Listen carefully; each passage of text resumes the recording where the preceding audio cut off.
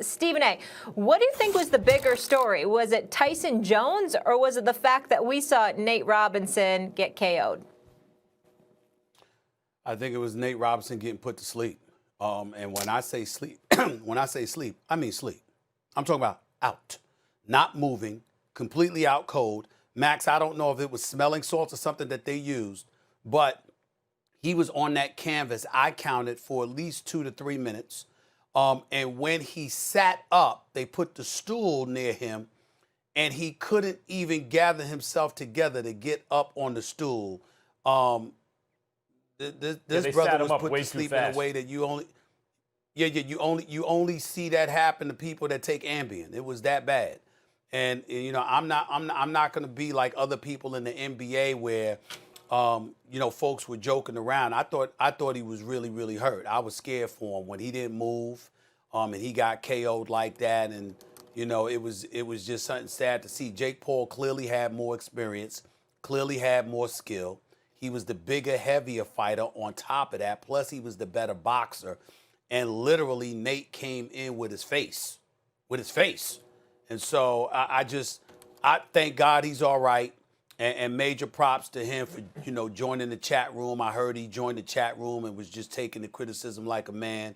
I got a lot of love for the kid. Ain't nothing to laugh about. It was scary, to be quite honest with you. And it just goes to show what Snoop Dogg and all of them were saying, because I thought Snoop Dogg was absolutely fabulous calling the fight. He said, you don't play, and you know this better than me, Max. You don't play boxing. You don't play boxing when you get in that ring. You either know what you're doing or you stay the hell out of there. Nate is super athletic and scrappy, but a lot of people who like fight and think if they fought in the street and they had any success there, or fought in a locker room or wherever, that they're going to get in a boxing ring without being trained. No, Jake Paul had muscle memory because Jake Paul is taking his fighting seriously over the last couple of years and is really putting in the work, and it's showing. His muscle memory is just better than Nate's was, right? And so, okay, that's what happens in boxing. The biggest story was Mike Tyson and Roy Jones. That was the best version of what that fight could have been. They came in shape, Tyson especially. And the funny thing is about Roy, Stephen A., is at his best, he was a better pound-for-pound fighter than Mike, even though Mike at his best, probably the best pound-for-pound in the world too. But Roy was best pound-for-pound for almost like a decade. He was amazing. At his best, he's the best I've seen in my lifetime. But his style was based on an overwhelming speed advantage. Mike Tyson's style was based on overcoming a big height deficit and reach deficit as a heavyweight. So while Jones was considered the quote-unquote boxer in this fight, no, Jones is the athlete who needs to start feeling it, fight off a rhythm to get going. Mike is the more technical fighter, always was, and he showed it in this fight. But right around the third or fourth round, it's like, damn, Roy's got nothing for Mike. Mike is too strong. Roy even said it after the fight. You saw those body shots really hurting Roy. And I saw a look in Roy's face, and Roy is a friend of mine, like a genuine friend of mine, and I worked with him for years. And so, like, I'm like, Roy, don't go out like this, you know? And I don't want to see him get hurt. And Stephen A., it looked to me, he was huffing and puffing, feeling the body shots. It looked to me like Roy said, hell no, I'm not going out like this, and rejuvenated himself and made it a fight. Whether or not it was a draw, it's something else. But Roy made it competitive. He refused to just get run over. And because of that, because no one got hurt, I was highly entertained in the end. I thought that was the best version of what that fight might have been. And I wouldn't mind seeing Mike do it again, provided you match him right. Another old guy, another small guy, not a big young guy.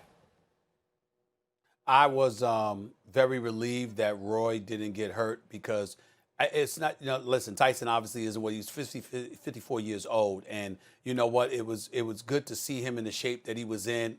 Obviously, he's 54 years old, so you weren't going to see the same Mike. But I was scared for Roy's life because of how I'd seen Roy get knocked out in previous years. So I'm thinking there's some damage there. And if he gets caught right, it could be, well, Nate Robinson. Well, it turns out that did not happen to Roy, so I was very, very relieved about that. But and Roy got caught a couple times, Stephen. But I know that. But if he had just gotten hurt, Max, and wobbled, I'm talking about Nate Robinson here. If he had just got hurt, wobbled, TKO, that would be different. But to go out the way he went out, listen, that's what everybody's talking about because of the way he went out. I mean, literally, it's very, very rare that you see somebody literally put to sleep. And that's what happened. If you get in the ring, it's a brave thing because especially on TV and you're a famous person, you might get put to sleep, snoring and everything, out. That's the risk you take in boxing. And by the way, worse things than that can happen. But that's why it requires bravery, right? Courage. Nate was brave and courageous and maybe crazy because he was not prepared for a guy who was really taking fighting seriously the last couple of years. But, Max, what I'm saying is in hindsight, I totally get you. But for those 2 minutes that he was laying there, not moving, were you not scared? I was. Yeah, and he also, the first knockdown, he was caught kind of behind the ear in the back of the head. It's a dangerous shot. Thanks for watching ESPN on YouTube. For live streaming sports and premium content, subscribe to ESPN+.